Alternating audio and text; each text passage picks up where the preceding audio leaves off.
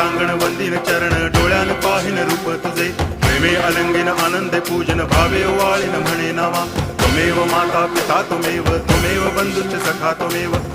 विद्या तरुणं त्वमेव सर्वं मम देव कायेन वाचा मनसेन्द्रियैर्वा बुद्ध्यात्मना वा प्रकृति स्वभावा करोमि यद्यत् सकलं परस्मै नारायणायति समर्पयामि अच्युतं केशवं रामनारायणं कृष्णदामोदरं वासुदेवं हरि गिरिधरं माधवं गोपिकावल्लभं जानकीनायकं रामचन्द्रं भजे हरे राम राम